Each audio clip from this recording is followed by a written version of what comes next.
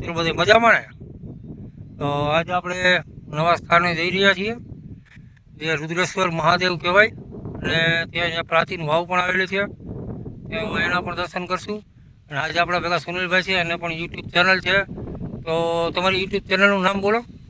વિરમગામમાં સુનિલ 3644.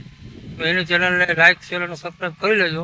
અને આપણે હવે જઈએ રુદ્રેશ્વર મહાદેવના મંદિરે, અને વાવડીની વાવ હનુમાનજીની જગ્યા કહેવાય છે, ત્યાં એના દર્શન કરાવીશું. તો ચાલો આપણે મળીએ હવે હનુમાનજીના મંદિરે. અને રસ્તામાં જો કોઈ એવું સ્થળ આવશે તો એ પણ આપણે દેખાડશું ને. દેખાડવાનું જોઈએ. દેખાડશું તો ભાઈ એને દેખાડશું. તો જો વિડીયો સારો લાગે તો કમેન્ટ પણ કરજો, અને મિત્રો સાથે શેર પણ કરજો. તો ચાલો મળીએ મહાદેવના મંદિરે. ભાઈ ચેનલ એકવાર સપોર્ટ કરી દેજો ભાઈ બધા. સુનિલ વિરમગામમાં 3644. હવે ભાઈ રાઈડ નીકળી ગયા છીએ મહાદેવના મંદિર તરફ. અને હમણાં હતા જ ઝાડવા હાકડો રસ્તો છે, અને જો આટો મારક છે. હવે સુનિલભાઈ ભાઈ જાય છે રુદ્રેશ્વર મહાદેવના મંદિરે. તમને એ મંદિર દેખાડશું. જોતા રહેજો આખે આખું સ્કીપ કર્યા વગર હો ભાઈ. કમેન્ટમાં લખી નાખજો હર હર મહાદેવ. નવા નવા અમારા વિડીયો જોવા માટે લાઈક કરો, શેર કરો અને સબસ્ક્રાઈબ કરવાનું ભૂલતા નહીં મિત્રો. હો ને મિત્રો, રસ્તો તમે આવીનો. આપણે આવી મહેનત કરીએ ને સપોર્ટ ના કરે તો થોડુંક દુઃખ થાય. તો માટે સપોર્ટ કરજો ભાઈ. તો હમણાં આમ જિજ્ઞાસા જાતે કે અમે ભાઈ તમને આવા વિડીયો બનાવીને આવી બતાવીએ. મને સપોર્ટ કરતા રહેજો, લાઈક કરતા રહેજો, કમેન્ટ કરતા રહેજો, અને સબસ્ક્રાઈબ કરતા રહેજો. કમેન્ટમાં એકવાર લખી નાખજો બેયના વિડીયોમાં હર હર મહાદેવ. આપણે ગયા ભાઈ મહાદેવના મંદિરે. સુનિલભાઈ પાછળ આવી ગયો ગેટ. તો હવે જાઉં આપણે અંદર, ગેટની અંદર જોવા ધજા દેખાય ત્યાંથી અંદર. અને રુદ્રેશ્વર મહાદેવના મંદિર દર્શન કરાવીશું. અને તમે પણ કરજો, ચેનલમાં જોડાયેલા રહેજો, લાઈક કરજો, શેર કરજો અને સબસ્ક્રાઈબ કરજો. અને કમેન્ટ કરવાનું તો ભૂલશો જ નહીં મિત્રો. લખજો કોમેન્ટમાં મહાદેવ હર. હા બસ તો ચાલો મળીએ મંદિરની અંદર.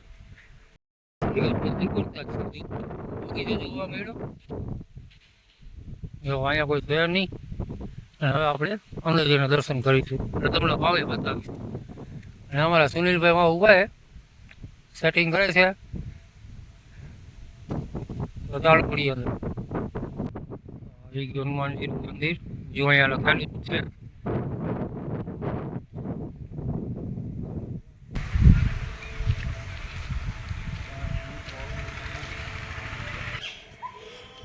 આપણે આવી ગયા સંકટ મોચન હનુમાન. તો આ છે મિત્રો આપણા સંકટ મોચન હનુમાન, જે આપણા બધાનો દુઃખ હરી લેશે. જો દિલથી આશીર્વાદ લેજો અને પગે રાખજો, જેથી આપણા બધાની મનોકામના પૂર્ણ થાય. અને કમેન્ટમાં લખો જય બજરંગબલી. ચેનલને લાઈક કરો, શેર કરો અને સબસ્ક્રાઈબ કરજો, ભૂલતા નહીં મિત્રો.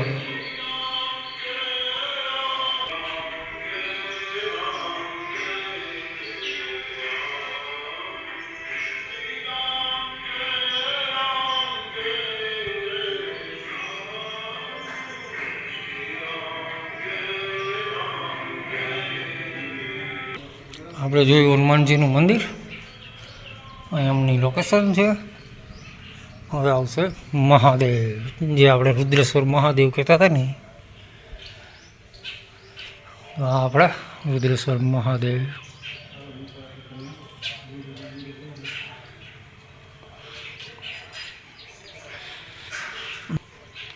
તો આપણે આવી ગયા રુદ્રેશ્વર મહાદેવના મંદિરની અંદર. આ બાજુ હનુમાનજી વિરાજમાન છે, આ બાજુ ગણપતિ બાપા વિરાજમાન છે, અને આ છે આપણા રુદ્રેશ્વર મહાદેવ. જો મહાદેવને માનતા હોય તો કમેન્ટમાં લખી નાખો હર હર મહાદેવ. તો જેથી કરીને તમારી બધી મનોકામના તમારી ને મારી પૂર્ણ થાય. અને વિડીયો આગળ શેર કરતા રહ્યો એટલે મહાદેવની કૃપા આપણી ઉપર થઈ જાય. તો આ છે આપણા રુદ્રેશ્વર મહાદેવ. તો બોલો હર હર મહાદેવ, હર હર મહાદેવ. ભૂલ્યા વગર મિત્રો એકવાર કમેન્ટમાં લખજો હર હર મહાદેવ, જેથી કરીને બધાની મનોકામના પૂર્ણ થાય. જય મહાદેવ મહાદેવ.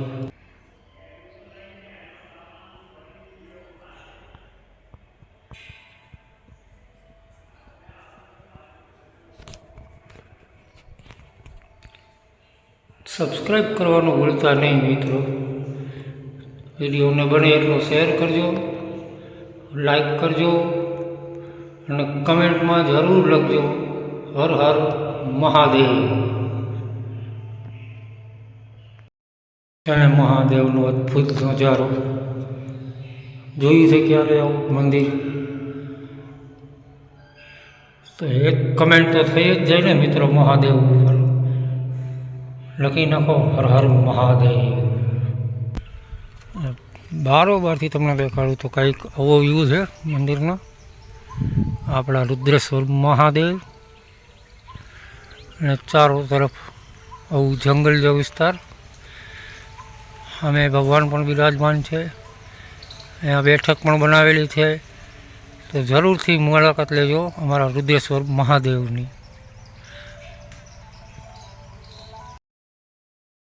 વાવ સંકટ મોચન હનુમાન મંદિર જામ જોધપુર.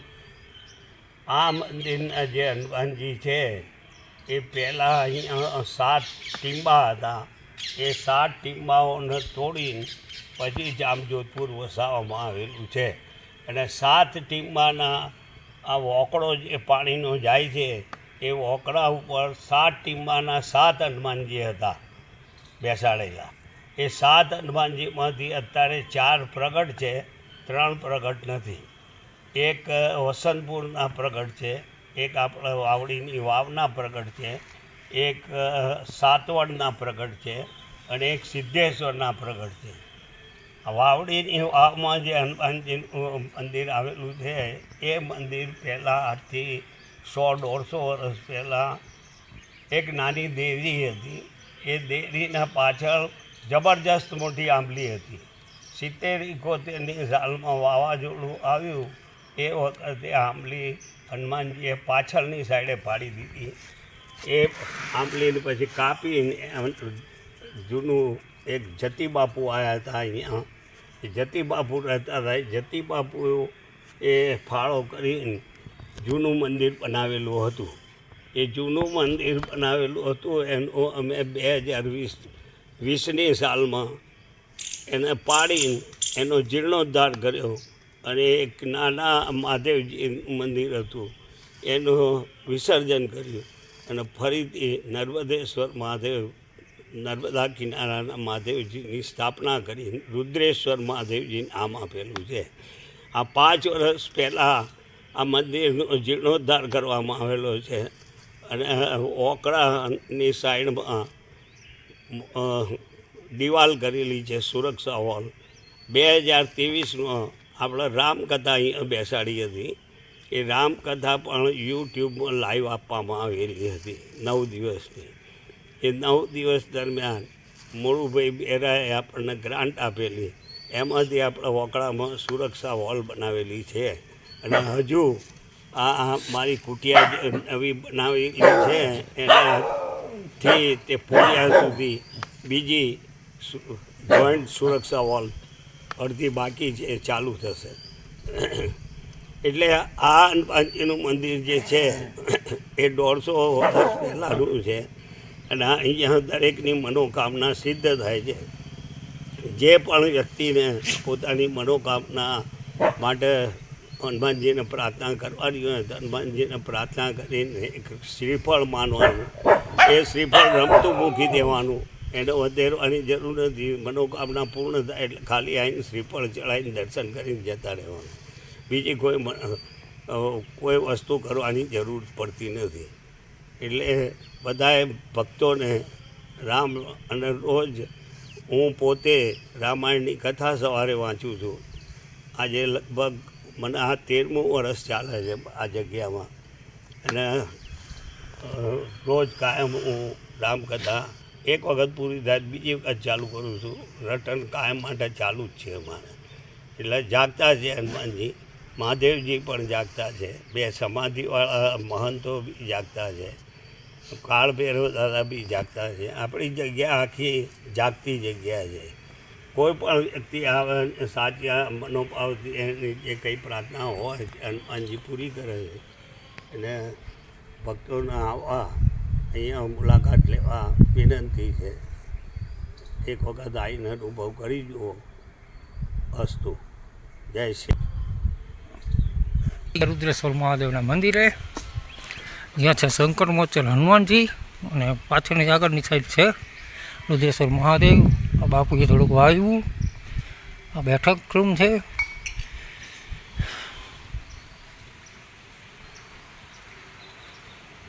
સામે કાળ ભૈરવ દાદા, અને અહીંથી મહાદેવ. તો અહીંથી આપણે જે મહાદેવ મંદિરના દર્શન કરીએ. આ દ્વારપાળો, આ મહાદેવનું મંદિર, શ્રી રુદ્રેશ્વર મહાદેવ.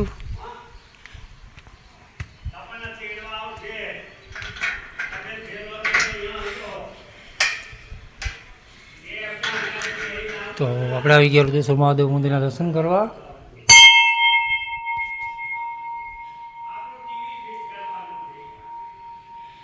તો આ છે શ્રી રુદ્રેશ્વર મહાદેવ,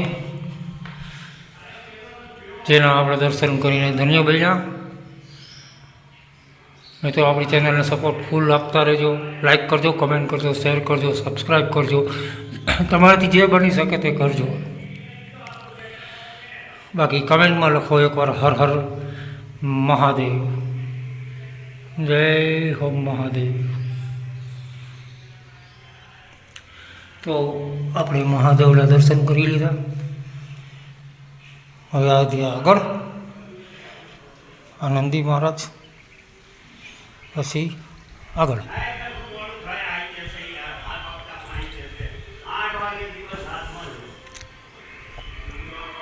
અને આ છે સંકટ મોચન હનુમાન દાદા. તો જો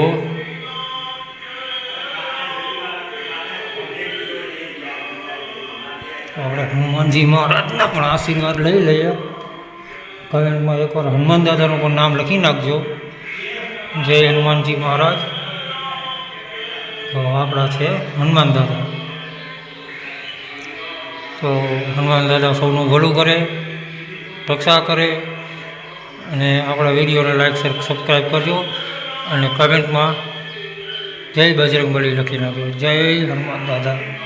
પ્રકૃતિનો આનંદ લેવા માટે નિહાળતા રહો અમારા વિડીયો, જોડાયેલા રહો અમારી ચેનલ સાથે, અને સબસ્ક્રાઈબ કરવાનું તો ભૂલશો જ નહીં. અને કમેન્ટમાં એકવાર હર હર મહાદેવનું નામ લખી અને જણાવી દો આખી દુનિયામાં કે આપણે પણ આવા મંદિરો છે જંગલની અંદર આવેલા. જુઓ, પેલું કાળ ભૈરવ દાદાનું મંદિર છે, અને સામે બિલ્લીના વૃક્ષો બધા. તો આપણો વિડીયો અહીં પૂરો કરીએ, અને આવતીકાલે ફરી મળીશું. ત્યાં સુધી હર હર મહાદેવ.